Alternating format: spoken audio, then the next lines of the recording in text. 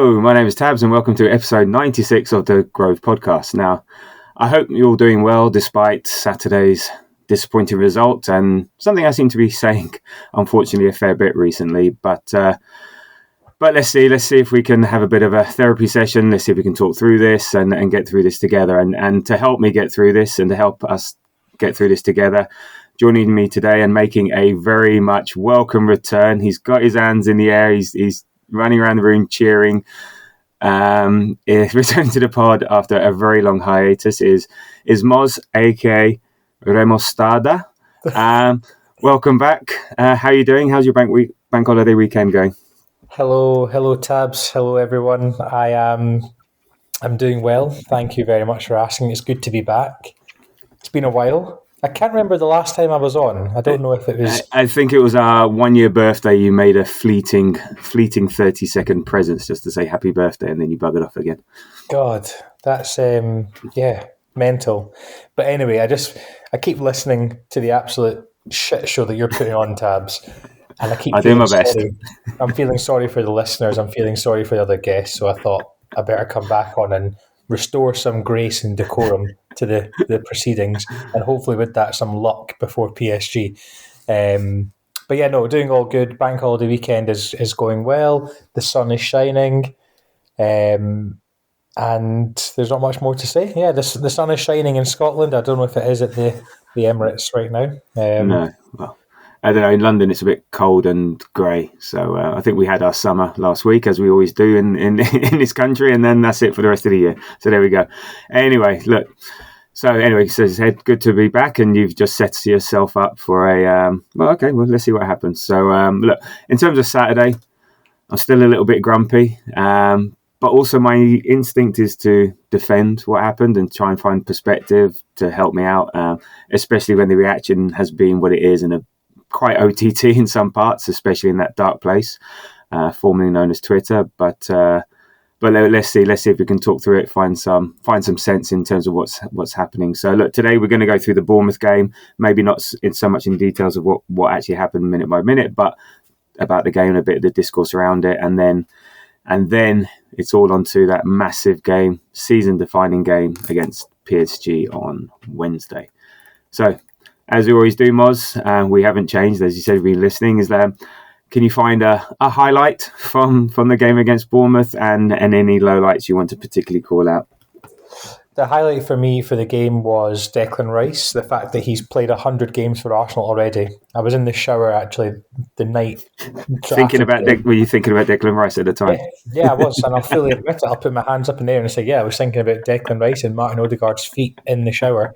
But no, do you know when you have those random thoughts in the shower? And I thought, it feels like Declan Rice just joined us last season, but it's been two. It's because I remember him scoring against Luton away, and Luton got relegated back to back, and I was like, geez, that's 3 seasons Declan Rice has been at Arsenal, and he was meant to be the one that. So this highlight kind of turned into a low light because it was like he's meant to be the one that carried us to greatness. And we finished second, then we finished second again. Then we're going to finish, hopefully, second again. And it was just like, what have we actually achieved with our current squad? And then I started talking to Fraser about, sorry, this is a very long highlight that is now a low light, by the way. But then I started talking to Fraser about things, and I'm sure we'll get onto that later on in the pod, and just about this current group of players and just how much this current group of players can elevate us to the next level. But overall, the highlight for that game was Declan Rice's century of appearances. Yeah, and it's funny that Kieran Tierney the other day got his 100, and he's been here for like 2-3 times the amount of time, which just goes to show what can happen with fitness and just the way the team evolves and so on. And then any particular low light from the game? I think I kind of covered both of them. I think the low light was the fact that it was just me worrying about this current group of players and just how much longer will we give it? And there's a lot of talk about Salima and Real Madrid. How much longer can we give it before these players start to leave? And you worry for the likes of Waneri, Lewis Skelly, Max Dowman, all these players who are coming up and they see a pathway, but they don't see a pathway to success, they just see a pathway to a first team. And yeah, that's a low light. I just started overthinking and getting myself all worked up and worried. And then I remembered we're in the semi-final of the Champions League. We're only 1-0 down. We're finishing second in the league. Things could be a lot worse. Indeed. Just there's the thing, like, I've got Man United supporting friends and Tottenham supporting brother and all the rest of it, and then we all see it, and it's like, they have their short term like ribbing and having a go at us, and the things I always say, okay, yeah, fine, this evening you may be having a bit of fun, but when you wake up tomorrow morning, you're still going to be a Spurs fan, or you're still going to be a Man United fan. And so that's always it. And also, you go back to any Arsenal fan, would you swap places with these teams? I would say 99.9% of the time you'd say no. And again, we can talk about the bigger picture in a bit. In terms of my highlight, I had Rice's performance, and actually that it was a sunny day, going to see the football, going to see the Arsenal, have a couple of drinks, what's not to like? So, and up until 67 minutes, it was actually quite a fun game to watch. Okay. A lot of ebb and flow, bit entertaining, real winning. So that was my highlight. And then the low light is after 67 minutes, just how we capitulated. I know it was a collective brain fart. Looked like we didn't know what we were doing, didn't know how to play with each other. We just seemed to just lose the energy, the fight, the will, and I never really had any faith we would get back into the game either to equalise or win it. So a bit like you, the highlight turned into a low light. Collectively what happened. So bit of a shame. So look, in terms of the lineup, it was quite interesting. A lot of people were wondering, was he going to go strong, win it, and then rest, or do we just put the kids out? So he went strong. We pretty much went with the strongest team possible given fitness. We had Raya, White, Saliba, Kivior, Lewis Skelly, then Partey, Rice, Odegaard, and Saka, Martinelli, Trossard. So, give or take Timber and Merino, full strength team. So, what did you make of that? Were you sort of pleased that you went with that? Was it the right idea, or? I'm pleased because I'm a stickler for watching Arteta's pre and post match press conferences on YouTube. I find it so therapeutic for some reason this season. Just watching the press conference, you get a lot. I didn't used to watch them religiously, but you get such a good feel of what he's thinking from some of the words he uses and whatnot. And so in the pre-match press conference the night before, he had mentioned something about the way Bournemouth play was very similar to PSG, and so there's a real need for the team to almost, in inverted commas, practice. And so it was probably the reasoning behind his lineup. The only concern was, obviously, like PSG, they rested every single one. They even rested their goalkeeper against Strasbourg. And so, it was... But then again, you want to... At the end of the day, you want the players to be ready. We've spoken about this before, Tabs, haven't we? You want the players to be ready, and if they rest, they might not be as sharp for the game. Sometimes it's better just to be ticking along. And I think that then contributed. It's funny, the strong lineup contributed to us losing because the players, I think, were a wee bit timid or didn't want to give 100% because Liverpool have won the league. Arsenal have pretty much finished second or third in the league. There's a much bigger game on the horizon on Wednesday. So, I expected it. I didn't mind it. I thought potentially bringing Ethan on instead of Saka would have been, just give Saka a wee bit of rest, or I don't know what else you could have really done, to be honest. We don't really have that many players available, but... And I think also, look, with the Premier League in mind, a win pretty much secures second and third spot. It would definitely secure top five, and so you go there. There's four. We play Saturday, Wednesday. There should be issues with fatigue, and so and again, it's something. It's something for next season, and it's something that we haven't been good at is being strong on multiple fronts, or at least two fronts. I'm not fussed about the League Cup or the FA Cup as such, but if you want to be where we want to be, we want to be challenging for the league and the Champions League both at the same time. And so we need to learn how to do that. But then we also need to learn how to rotate the squad to do that. So, and it's, if you bring on the bench players with PSG in mind, do you have the quality of the first team versus the desire of those maybe on the bench who will maybe try that bit harder, who won't be so fearful? Because I think you're right. You could see second half particularly the levels dropped. So you say, so you got your best players out there, but is a Saka who played at 50% any better than Nwaneri playing at 100%? And things like that. So it's a real tough one. And I know that they're professionals. They should give what they should play to the max, but also they're human beings and you just can't.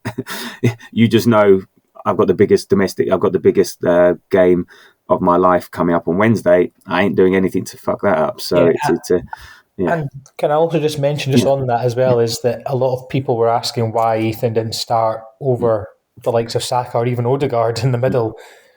But it's interesting that obviously Lewis Skelly, there's been a real need for him at left back this season, and he's done very well.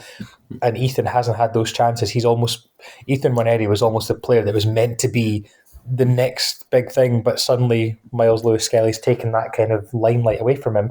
I just don't think putting Ethan Nwaneri in, we don't know how he's going to perform in the middle of the park and whatnot. So it might have upset the balance a bit too much, I think, of the team, and we could have ended up losing the game earlier on. Yeah, no, I'm definitely Ethan's not. We can talk about Odegaard now for sure. Nwaneri is not the answer to the Odegaard issue, okay? Because also he's only played inside at that position very, very briefly. Is there an Odegaard issue that I'm not aware of? Well, no, okay. There's a lot of discourse. Okay, well, you can't fail to see that he's just not been the player that he has been. So he's been player this season 2 years running. And then this year, since the injury, birth of his child, I know there's even rumours about a change in his diet. He just is not the same player offensively. So he's not the same player, creating chances, scoring chances. He's lost his confidence. So there is a lot of chat about that, and he's getting a lot of heat around that. However, he still remains the main driving force behind our press. And he still has an element of quality there. And he's still, as I said, the answer to Odegaard is not bringing Nwaneri, because Nwaneri would not offer the same he does. Nwaneri's more of a wide forward. He won't be driving the team forward. So as much as people are frustrated with Odegaard, I don't think Nwaneri is the answer to that. It's just that with Odegaard being where he is and he knows it, and he's lacking in confidence, but then he can still produce a pass like he did yesterday for Declan Rice and stuff. So I think, let me finish. And I say part of the problem is that Odegaard is one of these players that if he plays really well, if he's got the players around him. So if he had a fit Saka, fit Havertz or fit up front, and people running off him and doing it, then he can give them the ball. He is not the person who will dribble past a load of people, create loads of things on his own.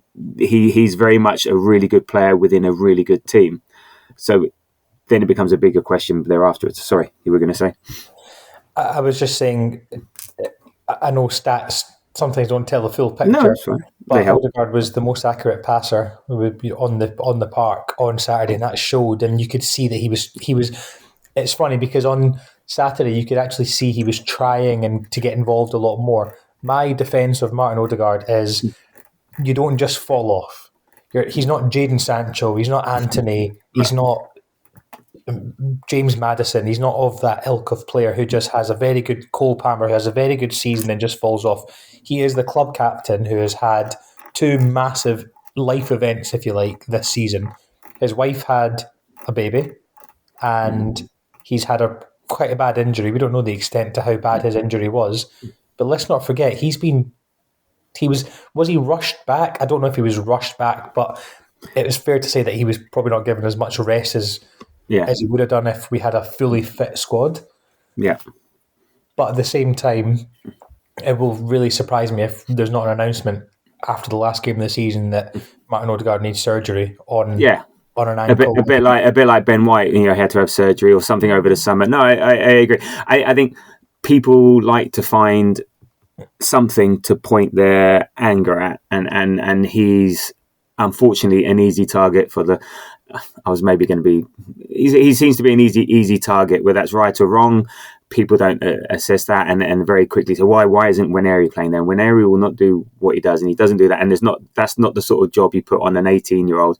Maybe you can suggest during games, bring on Nwaneri on earlier. That's a critique of Arteta, saying, well, you should be making substitutions earlier and game state and the rest of it. Now, I agree with that, but in terms of starting him, it's just a very different kettle of fish starting that game in that position in terms of what you want to do against maybe a team like Bournemouth. It isn't for me the right answer. And then what's actually been interesting again, when Nwaneri has come on and Saka's been on the pitch, Saka's gone inside into Odegaard's role, and Nwaneri stayed out wide. I think that happened against PSG, and I think it's happened before.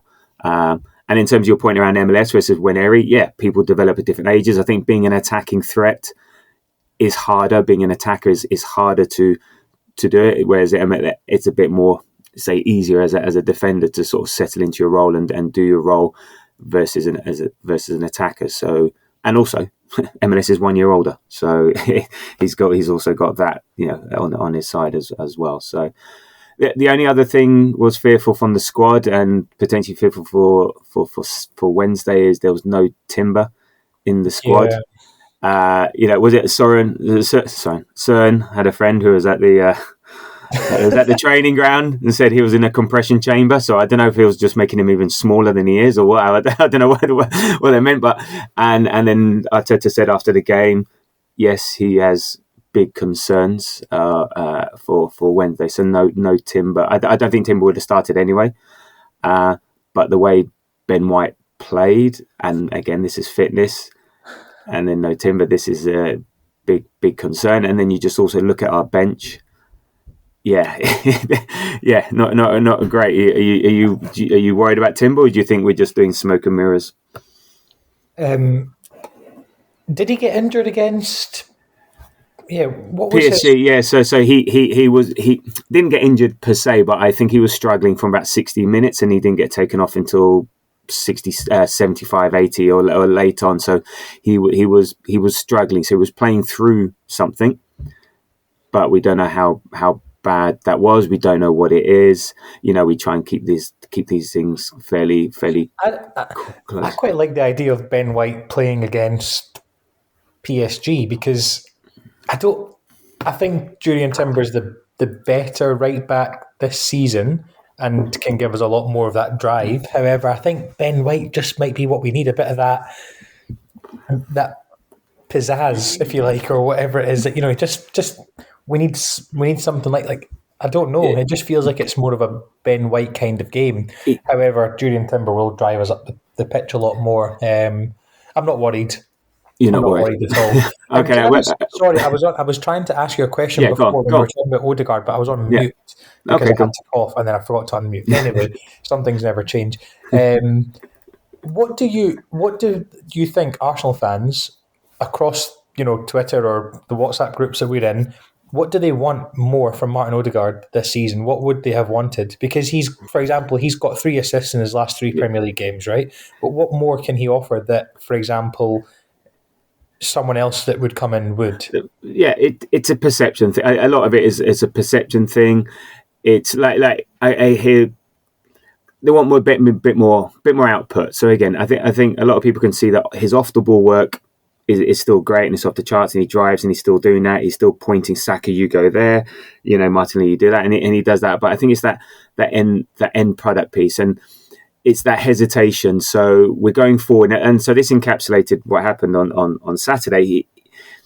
There was a chance for him to shoot, and just his mindset is such that he's not confident, or he thinks about it, and then the chance is gone. Is that the one at the edge of the box where? At the edge of the box. Yeah. So it's like, and then, or he'll get the ball, and instead, we used to be having the triangles with Ben White and Saka and him, and it'll be bang, ping, ping, ping, ping, ping, ping, and now it's just hesitation. Like he doesn't pass the ball first time through to Saka or White, he'll turn around and go back. So I think it's just a general something about our attacking threat at the moment, and because of his role, he's just, again, he's the the lightning rod. He's the one that people are just pointing with. You could look at Saka on Saturday and say he played less than 50% of his nominal self, but because he's got credit in the bank or because he's Bukayo Saka, no one's going to touch him. But I would suggest he was very poor on Saturday, but you don't hear about that because it's him, and that's what happens when you're the star boy. It buys you that sort of that time. So I think it's just lots of frustrations in terms of the team, and he just seems to be the one sort of encapsulates that end product, that lack of shooting, the lack of chances is missing. Is just I think it's just about that, and so he seems to be the one that gets it because easy target. Don't know. People expect more. With that Martin Odegaard shot, it was funny because I remember watching that, and as a footballer myself, I'm not anywhere near the level of Martin Odegaard, and never will be. It was funny because it was like he thought about shooting, but then didn't want to have the ball rebound, and we were quite attacking at that point. And then I think he thought if the ball does bounce off a player's leg, they'll be on the attack. It'll be a counter attack. I think it'll be 4 against 2 or whatever. I think, but that's in the confidence thing. If you're a confident player, sod that. I'm shooting and I'm going to get it on target. And it's the I'd rather shoot and score a goal than not shoot and. Yeah, and then the whole thing breaks down. You're having to shoot through, 4 balls. Yeah, but look at Dembele. He shot. How many bodies did he shoot through with his shins, and it still went in? So it's the hesitation. It's just go on. Yeah, and I think everyone wants him to do well, and it's just there's a lot of, just like I think he's also a victim of the Declan Rice uprising as well. Declan Rice is like the main man now in the midfield. He's scoring those. He's got. If you talk about credit in the bank, Declan Rice has enough credit now for about 4 years. With those free kicks against Madrid, and people are now calling for him to be captain. And it's all online stuff. I just hope. And all this stuff right before we play the biggest game the biggest game that a lot of Arsenal fans will remember, and certainly the biggest game since 2008. At this point in the season, we should all just be backing the team, and then wait until see what happens, and then we can all join Whale in the Arteta out discourse after the game. There's a long time for that, so don't worry. So look, looking at it whatever the team selection was, it backfired because we didn't win, and players played longer than was necessary, and that's it. So we just got to suck it up and move on. So in terms of the game itself, it was actually quite an even game. I think we edged it on the stats, apart from the one that really counts. It was like 50% possession, 1.42 XG to their 0.97. We had 13 shots to 9, 4 on target to their 2. So they're only 2 shots on targets were goals. We had 4 big chances and missed 3 of them. So in terms of the game itself, what were your overall thoughts in terms of the game, how it went, the sort of the performance and how we played? I know we've touched on a few bits, but just a sort of general perception of it. I quite enjoyed watching the game from home and sitting, obviously on watching it on TV. I think Thomas Partey, you could tell on Saturday just how much we missed him against PSG. I think he had a very, very good game, and he has played. Thomas Partey, I would say, has been in the top 3 Arsenal players this season in general. I think he has been outstanding. There is a mistake in him. There was one time where he tried to, actually, I don't know if you remember this when you were at the game, but he tried to zip a ball into Odegaard right towards the end of the game. Odegaard, it just went a little bit away from him, and he lost the ball, and everyone was grunting in it while the crowd were, but it wasn't his fault, and it just epitomised the feeling towards Thomas Partey, without getting into it too much. There's feeling towards him, and he's like the scapegoat, or the person that they just blame. But he was good. I think Declan Rice just seemed. It almost seemed like he was trying to convey the message that he's ready for next week, trying to show that they've got energy and trying to carry the team. I just liked how Kiwior played again. I think we were all worried about that, obviously, before when Gabriel got injured, but Kiwior stepped in and done a very good job. And some could argue he's done better than Saliba because Saliba's made 2 mistakes that have led to goals in that time, but could happen to anyone. But in terms of the actual performance itself, it was almost like a game of thirds. The first third, I think we played extremely well, and we started off bright, and we started off, playing like the Arsenal that we're used to. and then suddenly the second third, around kind of the first, second half, you could tell we started to drop off a little bit. I don't know if it was because the players were thinking about midweek or if they were just tired.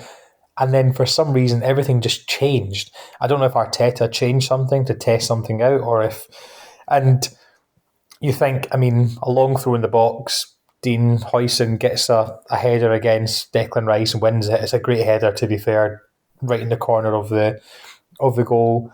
And then Evan Nielsen just, it's two goals that are, I guess, I don't think we could have done better. I just think it's one of those things. And also, let's not forget, Bournemouth are a very good team this season. You know, they were pretty much going for Champions League at one stage of the season. They have a very good young squad, and it's almost like when Arsenal play Man City, when Pep wants to beat when Arteta wants to beat his master Pep, it's almost like Iraola wants to beat his best mate and the person that is, you know, doing better than him in the managerial world in Arteta. Yeah. So it was just like a perfect storm. Yeah. Of things. We'll come to the goals in a bit. I mean, as I said, I was quite enjoying it. I was sitting there. It was a nice day. And Odegaard, I thought he had a skip in his step, but you're right. Partey does make a difference. Rice was on fire, and the point around Bournemouth being a bit PSG light, I thought was great. Look, they press high, they press hard, they're good in transitions, they're well coached. So in a way, it was the perfect game to test us. And this is the story of our season, and we'll come on to some stats later, that we just could not get that second goal, which would have been enough. And then I think, had we got that second goal, we would have been 2-0 up, in control, cruising, rest players, halfway on, or get yourself on the Eurostar, get yourself to Paris and game over. But instead, 1-0, the longer it goes on, the longer the minds drift to Paris. And then Bournemouth knew that they could take advantage, and they were able to make subs to improve themselves. They brought on Semenyo. They were able to get stronger, and they had found energy in that final quarter of the game, or final third, where we really didn't have that to call upon, or we weren't willing to do it, and then we stopped being a serious team. And being serious is a term for the kids these days. And it just never felt like we were going to just have the energy to do it, or the will to do it. And but if there was a 2024/2025 game or performance that epitomised the Arsenal of this season, it's that we go 1-0 up. The fans start thinking, "Oh, here we go again. We're going to concede." We do concede, and then we look like we're going to draw the game, and then the players don't try, and the passes backwards, and then the passes are forward and then back, and we have no oomph to actually get, we don't have someone to drag the ball up the pitch, and players are too scared to lose, so they would rather draw, hence why we've had 13 draws this season.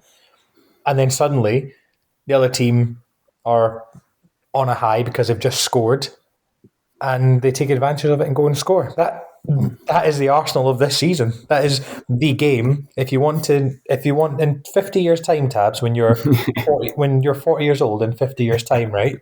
When you want to see how well this season went, you just watch that game back, and that will just tell you about the season as a whole. It does. This encapsulates inability to score, losing from winning position, or losing points from winning position. Our minds are elsewhere. The lack of depth in the squad, but shown up by injuries.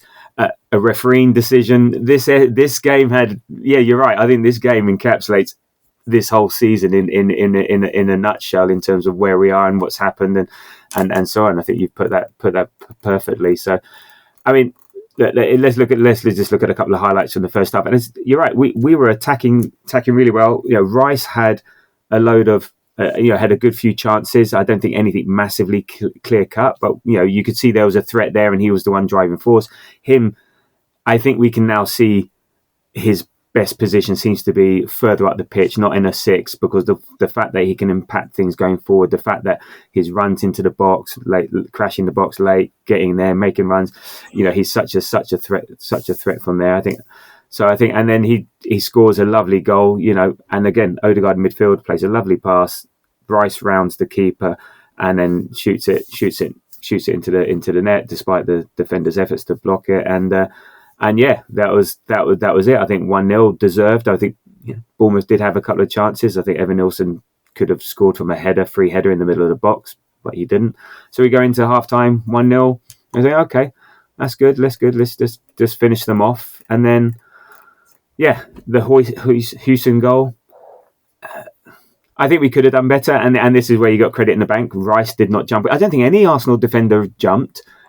I think that, well, I said in the chat, I don't know if you read the chat back, but I said that I thought David Raya was thinking about, or had said to the players about, he's coming out to claim this, because the angle that Utara, was it Utara that Semenyo threw it.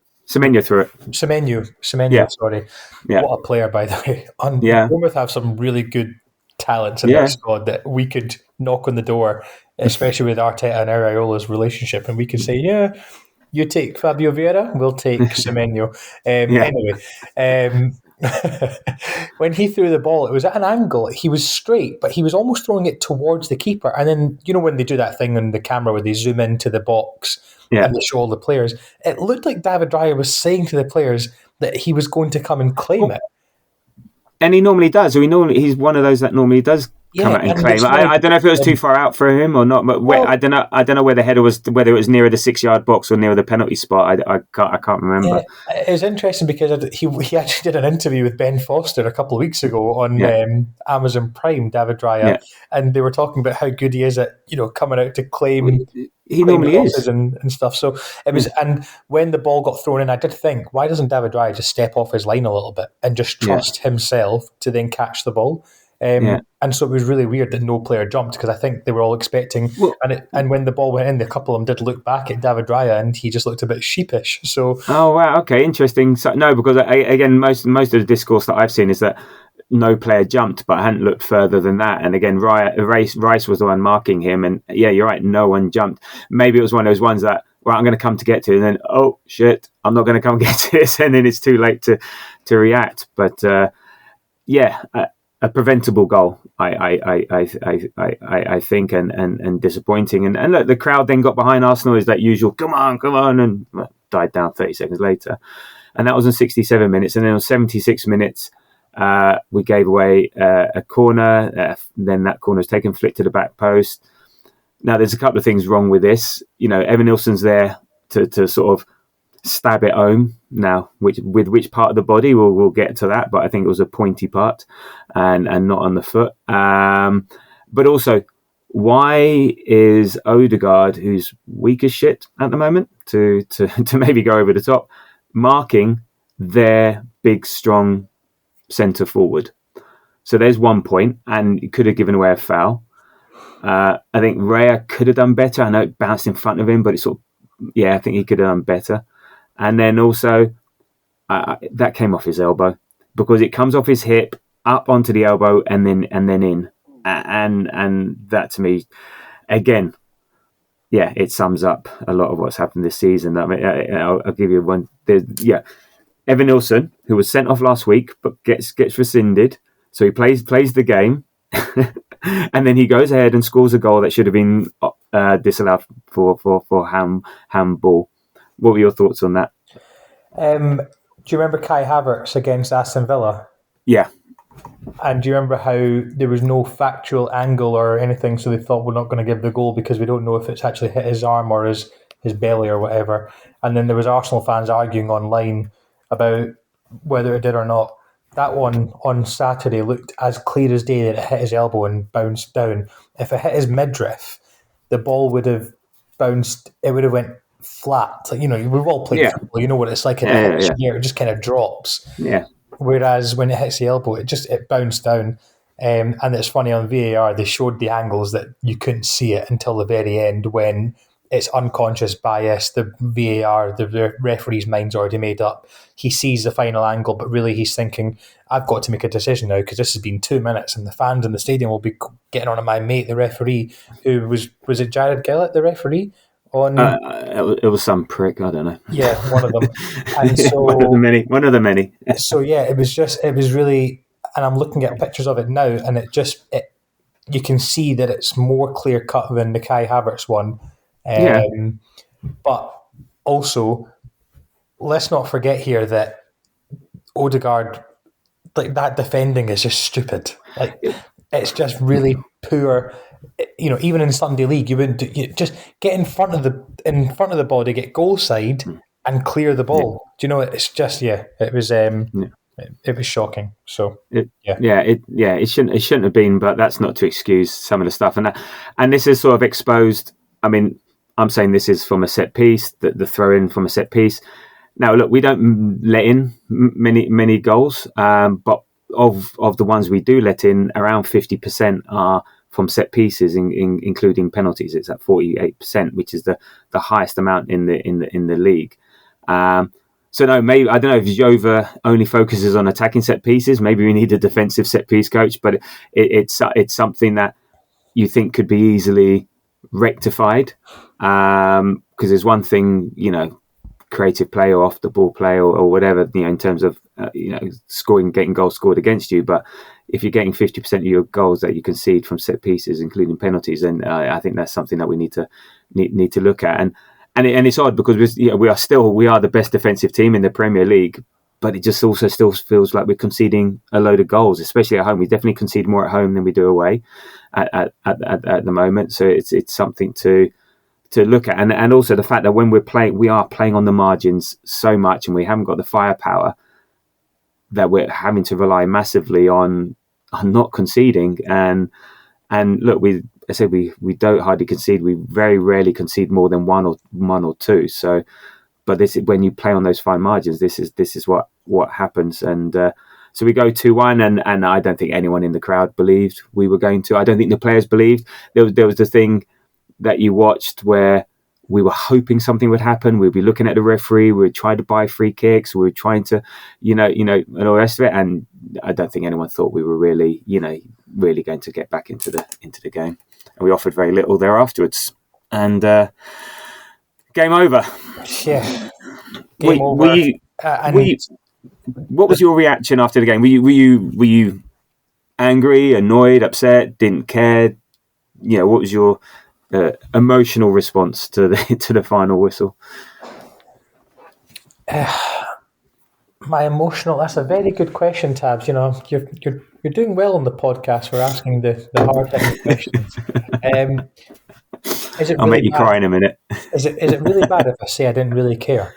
No, that's fine. No, because I've got something to say on that, which is interesting. So you're and we haven't set this up, so that's good. No, I don't think I really cared. I cared because Arsenal have lost a Premier League game. Yeah. And what I thought about what the overriding feeling was all the points that we've dropped this season. And I'm what I'm like. I'm quite a stern judge of character sometimes, and I understand we've had our luck with injuries and we've had our bad luck with sending offs and during games, and we've drawn games because of it, and we've lost games because of the injuries and whatnot. But there's also no excuse at the same time for an Arsenal team that have arguably their strongest 11. I don't think there was anyone there that you would, if you had to choose, the first 11 names on a team sheet, that would, apart from Gabriel, that would probably be it at this moment in time. You'd maybe have Havertz instead of Trossard and maybe Timber for White. But anyway, it's still a very strong 11. It was a strong team. It's a team that should be able to beat Bournemouth at home. That can beat Real Madrid home and away, right? Yeah. So you think, and I was a little bit pissed off that we never beat Bournemouth, but also I was just like, you know what? We've got bigger fish to fry. The league's done. Liverpool have won it. We've had games like this where we've lost or drawn and we're still in the title race. And that was the more annoying ones. But now the league's done. It's like, fine. And so, I didn't really care. And to be honest with you, I just switched the Formula One on and watched that and never gave it a thought again until you begged me to come on the podcast. You said, I need you so bad. And I was like, now I need to think about the game again. And it's only because no one else is available. But anyway, go on. True, actually. But right, anyway, no, but it's interesting to say that because I think a lot of people have been saying, I don't care about the league games because we've got the Champions League, and especially around Real Madrid and the way we performed around Real Madrid. And I think a lot of people, I don't really care. The results don't matter. It's all about the Champions League. But that was when things were looking relatively bright.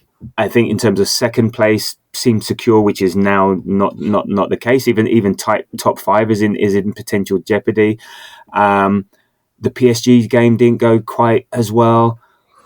Our enemies, have had a good week, and so all of a sudden, the not caring and like you, I was.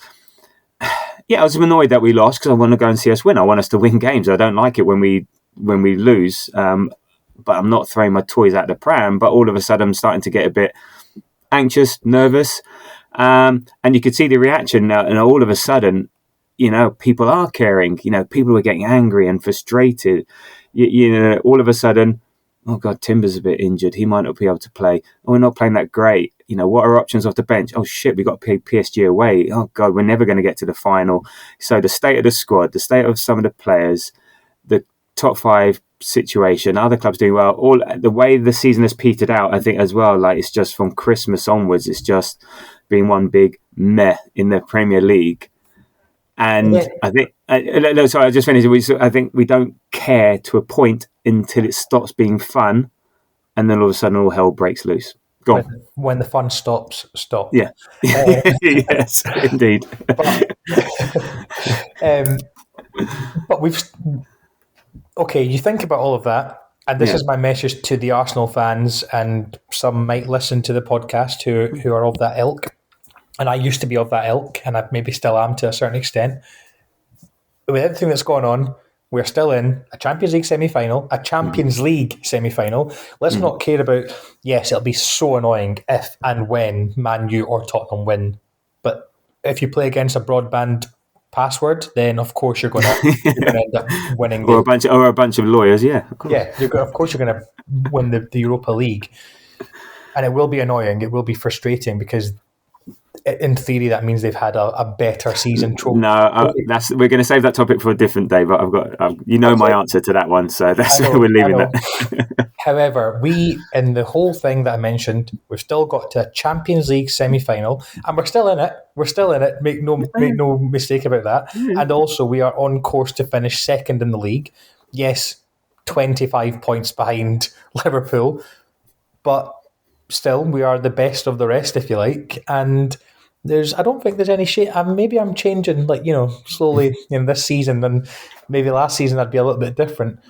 But there's no harm in finishing second in what's been a pretty, as you say, meh season. Yeah. And maybe it's just what we needed. We've had 2 very good seasons. We've then had a season where everything's went against us, and then next year we can rally, with hopefully get a few signings in summer and rally together and go on and be a force for the next few years. However, my only concern with that is how long have we been saying that for? And who do we lose this summer? Or, who do we have to lose to make space for other players in the squad for that to actually happen? That's the tricky thing. Yeah, it's gonna be a big summer, and progress isn't always linear. This season's turned out in terms a very bizarre season. I think we're all a bit fatigued by it, and it's just the Champions League that is keeping us hanging on. And you're right, we're still in it, and we'll get to talk about PSG. I'm just going to throw out some stats here that I think sort of sum up the last few months, sum up our season, and then again we'll lead into the summer in terms of how we address things. Because I said, look, first of all, in 17 out of 35 Premier League games, we've either scored 0 or 1 goals. And we won 4, lost 4, drawn 9. So that's out of a possible 51 points. We've missed out on 30 points. So goal scoring is obviously an issue, and that's down to last 2 transfer windows, as well as injuries. And it's a bit odd that we knew that was the same when we came out of the Bayern Munich game last year. Was that we were lacking firepower to get us over the line. We're scoring less at home. So in 22-23, we scored 52 in the season. Last season, it was 48. And this season, we've only scored 34 in 18. We've dropped 21 points from winning positions. Yeah, and we've only just kept 1 clean sheet in 9 Premier League games in the last 9 Premier League games at home. So this all sort of lends itself to there's work to be done. We can see why we got here, and so with those stats, it's amazing how far we've kept in second. It's nuts that we have maintained second now. Is that a reflection on the rest of the league being shit? Are we just the least shit out of all the shit clubs? I don't know. Or is like so? This is where the Arteta hate it really gets me riled up, because given the state of our squad, given the state of the injuries, the decision we had, yes, some of that is our fault. To still be where we are, who else can do that? Who else can do that? So it's how you look at things, but it's obviously clear we need to do something different. And then there's the other point, is that are we now a club that when it comes to the business end, we always seem to just drop off? The last couple of seasons, when it comes to the business end of the season, we're dropping off, and we sort of, we're losing something, and we're not able to get over that line. Now, is that going to become a thing? And until we do get over the line in the Premier League or the Champions League, it's then going to be a thing. It's going to be narrative. It's just always going to be there. And like you said, at what point do players and fans go, we need to change it, we need to do something different to then go to the next level? Who knows what that is, when that will be? But and I think those stats there is why people start to get frustrated and angry, because when things are going well, you can just sort of park to that one side. And as soon as things don't go so well, you start to look and poke and scratch between the surface. And then all of a sudden you're seeing trends, and you're seeing, oh shit, things aren't as great as we maybe thought. I don't know. I'm more the glass half full kind of guy. I think these are fixable things. But at the moment, you can understand maybe some of the frustration and the anger. Yeah, I just don't think it's the right time to have that frustration and anger. I think the right time would be after the season has finished, and after the Newcastle game, when we are all on the pitch and they're saying their speech next season we're going to be better and all that stuff, and that's when we should think about that. But right now, the time needs to be to get behind the players, and the players will know that as well. Like, this is it's the biggest game, and I think it was epitomised by, after the game, there was a banner held up. Really confused how the banner from the Ashburton Army made its way from above the lower tier, like at club level, and then it was suddenly in the clock end lower again. It was weird how they moved. I don't know if you noticed. I did see it. Yeah, maybe someone just dropped it down, but it was it was a good banner that just back the team to Munich or something like that. And it was epitomised by Miles Lewis-Skelly after the game. He apparently stood there for 15 minutes or so, just staring at the banner and kind of applauding the fans. I did notice that. I did see. Yeah, he was. I remember being there. Yeah, because I normally stick around until Odegaard comes past me to clap me, and then I go. Well, it could have been, because I think I was literally the only person there waiting for him. But yeah, no, I did notice that he was there, just sort of trying to soak it all in and stuff like that. So no, you're right. I'm one for backing the team. I try and look for how we can get behind them, irrespective of what's going on, and try and look for solutions and think, okay, how can we improve on where we are? We know we're not ideal, but how can we be better? And in terms of the Premier League, okay, so we still need 3 more points to secure top spot, and we play Liverpool away, Newcastle home. Top spot? You mean second? No, sorry, second. No, top 5. Sorry. So so currently we're on 67 plus 33. City on 64 plus 24. Newcastle 63 plus 21.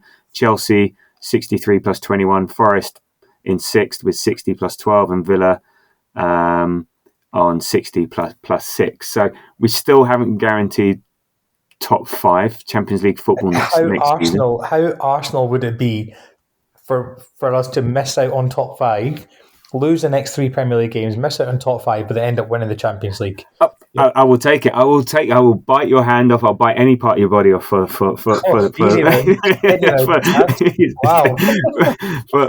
that, of course. But you can imagine all the pressure on the Champions. Imagine we were going to the Champions League final in 6th place in their league. That would be, Jesus Christ. That would be nuts. Yeah. So I don't. Do you have any concerns? No, I don't think we're going to finish anywhere but second. Like Really? So let me tell you, City's games are Southampton away, Bournemouth at home, Fulham away.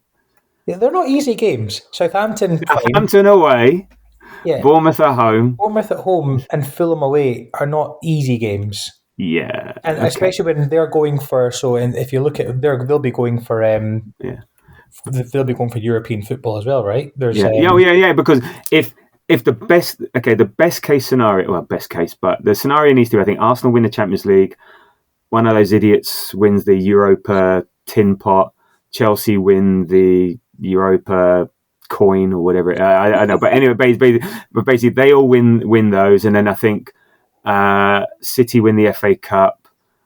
And then I think it might even go down to even Southampton might qualify for Europe if that happens. I don't know. It's just no. It might even go down to 10. That's why the Brentford result yesterday against Man United, Brentford fans they're like, we could get Europe. Even Bournemouth, there's a potential that it goes down to. Can you imagine half the league next year is playing in Europe? It'll be absolutely crazy. Pandemonium. I love that word. Pandemonium. Pandemonium. But no, I'm not too scared of top 5. We should get it, even if we have to go full strength against Southampton away just to get that. But even a draw against Newcastle might be enough, because Newcastle have to play. Who've got Newcastle? They've got to play Chelsea, and then Chelsea have to play Forest, and also Chelsea have to play. There's a lot of draws. Chelsea, Newcastle. Yeah, there's a lot of inter games between some of the clubs. So is that the league table? Everyone has played apart from Forest. Everyone has played. Oh, I've updated. So the one that you may have is out of date. I updated it this morning. I'm looking at one now on FOTMOB. It's funny actually. Just as we're recording this, Trent Alexander-Arnold's breaking news has agreed that he's leaving Liverpool. He's announced his exit, which is quite funny. That you're winning the league, but you're losing one of your boys. But anyway, so yeah, we've all got 3 games left. Look, we've got a 3-point buffer. We've got technically a 4-point buffer with the goal difference to third. Yeah. So we would have to lose against Liverpool and Newcastle for us to really be worried. And yes, that's very possible. But I just don't see it happening. Could you imagine if we lose to Newcastle and having lost to PSG? I don't think there'll be too many people hanging around for the lap of commiseration. I think I think it would be cool. And Newcastle are obviously going for top 4, aren't they? So they're and Forest, who were second for much of the season, have just completely fallen away. So I know it's very frustrating. For a neutral, it's been a very exciting season. For the top 7, 8, they've all been quite competitive. It's been better that way, and Liverpool, to their credit, have just absolutely, Liverpool are like the McLaren of the Formula One world, where they just, they're riding off into the distance and letting everyone else below them just battle out for that. For those remaining. Could you imagine Aaron Ramsey has the game of his life on the last game of the season to stop us getting Champions League? Aaron Ramsdale, you mean? Sorry, Aaron Ramsey. Oh no, we're going to get Aaron Ramsey out of retirement. Aaron Ramsey, or do you think he will throw the ball into his net because he loves the club so much? I don't think he loves the club as much anymore. No, really? Okay. I think there's a hatred, almost like a a jealousy type thing. I don't know. But yeah. Anyway, look, I think there's 9 points to play for. I would say we need 3 points to actually guarantee second. Yeah, we do. Second, okay. Yeah, I don't see Man City. So Newcastle, are 5 points away from us. So technically, with one win, we should cover that off. And I just don't see Man City winning their next 3 games. I just don't. I don't know. I think they just had a sneaky, just sort of like. They spent and everyone forgets this. They spent 200 million in the winter window, just like that, and no one's batting an eyelid. Like every other club. I forgot about that. Marmoush, the centre back and the midfielder. They spent 200 million just to finish third or second, and I know it started part of their rebound, and everyone just sort of just dismisses it. We spent a penny, and I think that's the most we spent, and then everyone else did very little, and all of a sudden it's just sort of like, that's Man City, 200 million, just like that dropped. Just like, that'd be a massive summer for us. And I'm just looking now as well. When you think about that, the defender is Kusanov that they signed. is rubbish. Apparently fallen out with Pep, and he's not played. He's not played since like March. Yeah, I can't remember what happened, but yeah, I don't know. Didn't he not take the piss out of Pep being bald or something? I can't remember. I don't know if that was true or not, but I'd like it to be. Apparently, he said something like he said something about Pep being bald, but it was meant to be a fun. I don't know. I don't think lost in translation somewhere. You bald twat. Oh, sorry, I meant it as a term of endearment. Yeah, like disgracia. All right, look. It is what it is. We are where we are. It is what it is. You say we've got 3 games to go. I don't think we're going to lose out in Champions League. I think.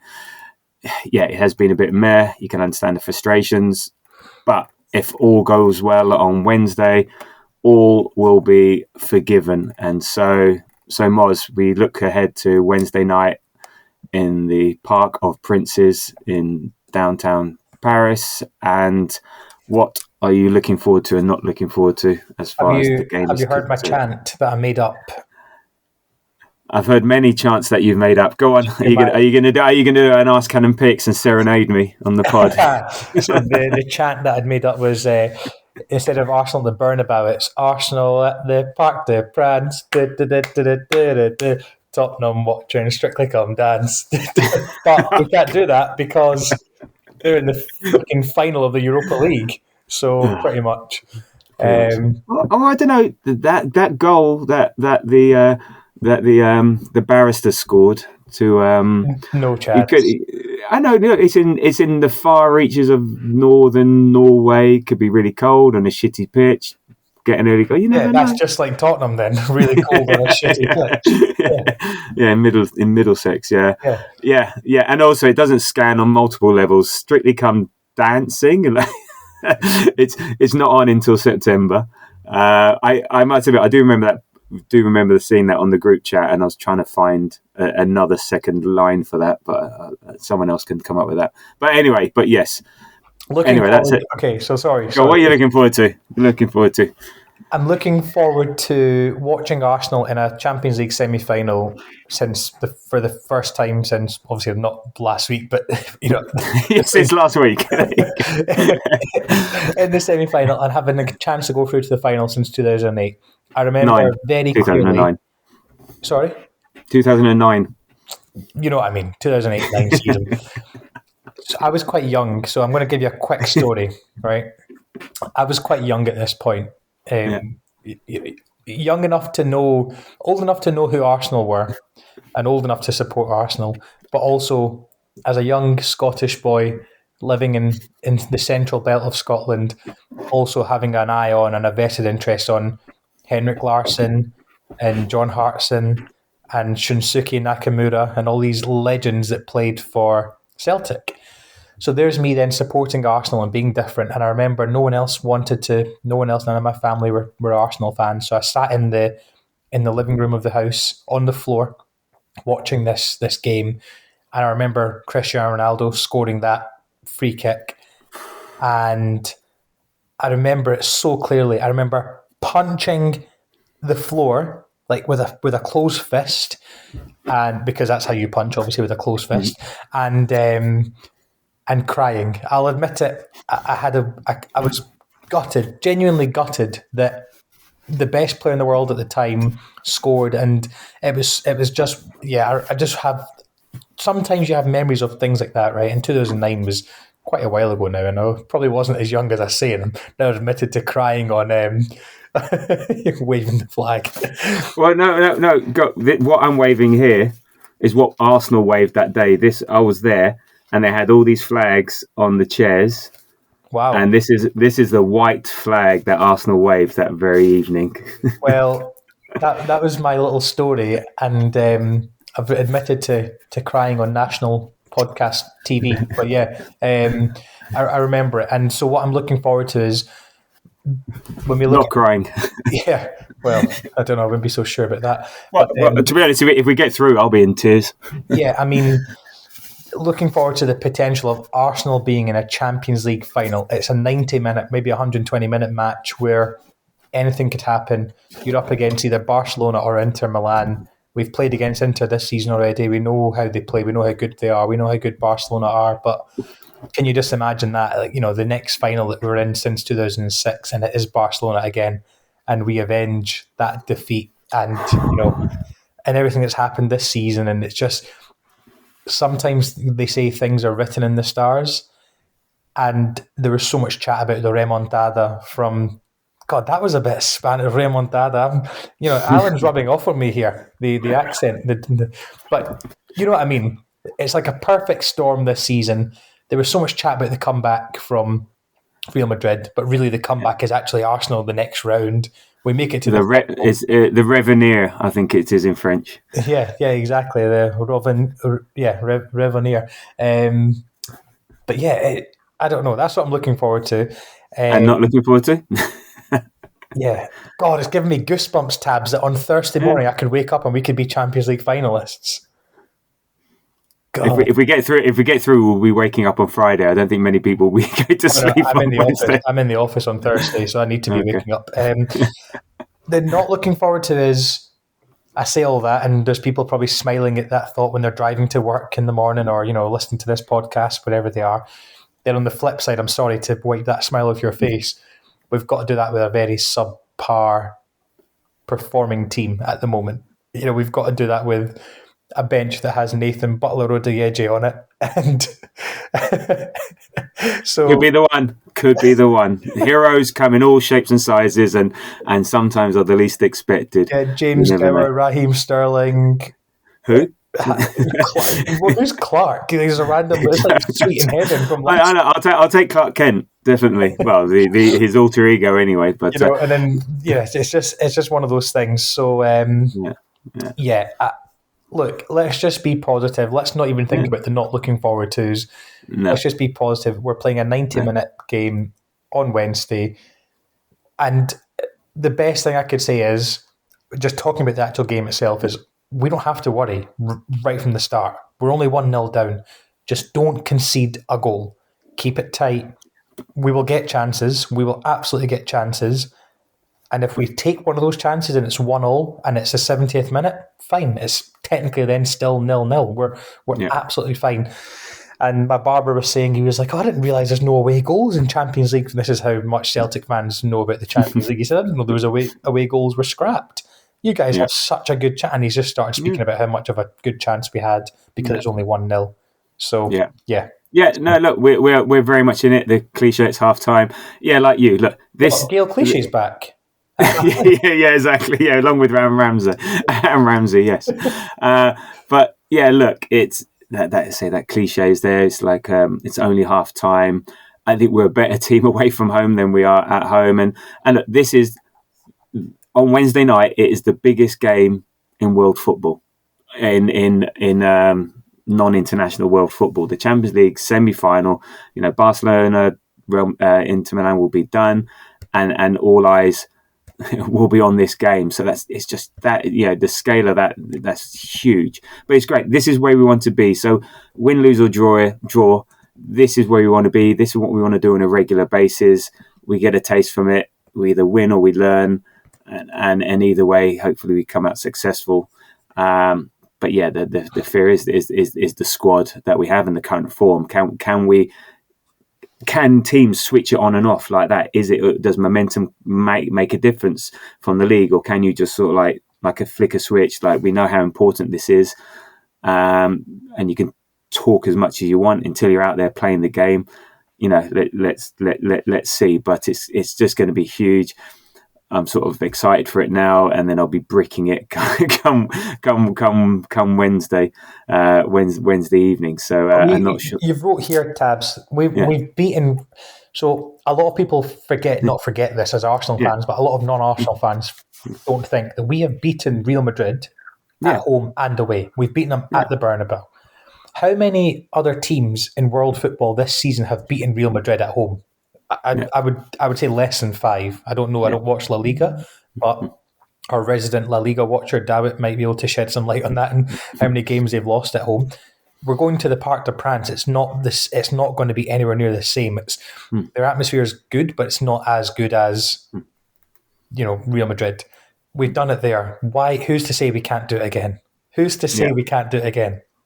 No, absolutely. And look, you're right. Having Partey back will be massive. So Declan Rice further forward, having Marino as an outlet up front.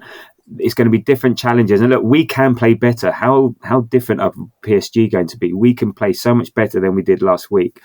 We know what we need to do. And I think you said we just need to be in the game at 70 minutes. We don't have to win it in 90, even take it to extra time if we have to. Okay, that's going to have its own challenges, but just we need to be in the game at 70 minutes.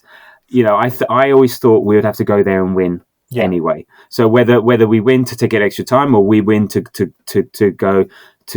go through, and look, they'll be nervous. They also have a record of falling at the big hurdles and losing big leads. They've done that a couple of times in semis and they've lost the final. So they'll be like, oh, we want to be the team that changes the narrative. They'll be nervous. Dembele potentially might be out. And so that which would be a big thing for the way they play. So yeah, we're with a chance. Anything can happen, and it's we know what they offer. We know what we offer.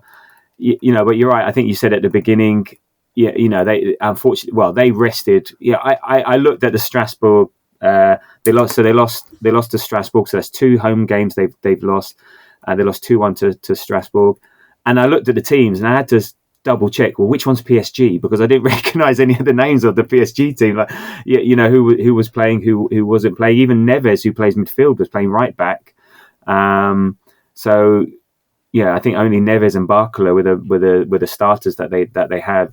They've got a few bench players on there. So look, they can. What PSG do? They just sheer weight of chances. They're not the most efficient team, but they just create chance after chance after chance, and eventually one goes in. So we've got to maybe limit those chances, but they're going to have lots of possession. They're going to be quick on the transition. They're going to press hard. They're going to press high. But again, this is where Partey coming back will help have a difference. Just hope we rise to the occasion. I think the home leg, maybe the occasion got to us a bit. It was bit big and the whole atmosphere around it. So maybe we just sort of like, fuck it, we've got nothing to lose. Saka talks about these games is where he steps up. We know Rice is on fire. Marino has been superb in these instances. He just looks calm, cool as a cucumber. We need Raya to chill out a bit. I find he's been a bit antsy recently. But in essence, yes, I think we can do it.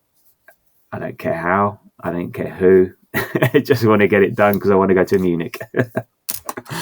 Yeah, that's the perfect way to kind of sum it all up. I just think that the players will be nervous, but they will also be thinking we have a chance to become Arsenal legends, and we are 2 wins away from doing that. And that's and it's almost like a blessing in disguise that we're only 1-0 down. When you look back at the PSG highlights again, you see how many chances they actually had to score. And then also we had a couple of chances as well. It was quite an even game in terms of they had a lot of the ball and they controlled the game. But how PSG played against us was probably around their level, around how good they were. But as you said, we were nowhere near our level. And Thomas Partey coming back will be a huge, huge difference. Not just because it's Thomas Partey coming back and him being on the pitch, but also, as you mentioned, allows Marino to play up top, Rice to play further forward, Odegaard to hopefully thrive, Saka to score a hat-trick, Arsenal to win 4-1 on the night, go through to the final, 4-2 on aggregate. And we're back on this podcast talking about what flight we've booked to Munich, how far out your hotel is. Mine's about 4 hours away, walking, or a half an hour cycle.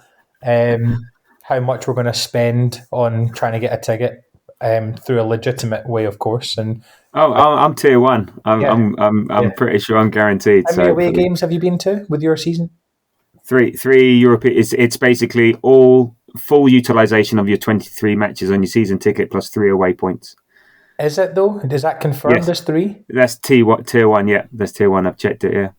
Oh, so Tabs. Remember how we're like good friends? I can only get 1 ticket, and that's my arse on that. No. So do you remember how we're really good friends, and like you said you'd do anything for me, and you owe me 1? Yeah, from what? We'll see. But no, but actually, so what actually on that, it's because PSG, they only gave up 2,000 tickets, and there's a lot of people on 55 points that are screwed over who are relying on PSG away to be their third away Euro trip, who now, because they couldn't get that, are in tier 2 because they've only got 2 Euro away credits and not 3. So there's some people there that are because it goes from. Where are you seeing 3? Because it's an asterisk and then it goes further down. So there is 3. Wow. Yeah. So there's a lot of upset people because on really high number of away credits who were relying to go to PSG to get their third away Euro credit this season. So they'll only have a 2, so they won't be able to get. They'll be dropping down into tier 2 because tier 2 is full utilization and it doesn't take into account everyone. So there's a lot of people upset about that on really high credits. Wow. Yeah, I'm jealous. We're not even there yet, and I'm jealous of those who will be. Well, hopefully, there's a long way to go. So let's just get through the next 2 days, not even thinking about it, and let's just see. But yeah, you're right. As you say, it's written in the stars. So old Pope has done his bit. His bit. He passed away. So there's that whole thing about whenever a Pope dies, an English club wins the Champions League. The other thing is that in Munich, whenever they host the Champions League, it's a first time winner. So it's there. It's our season.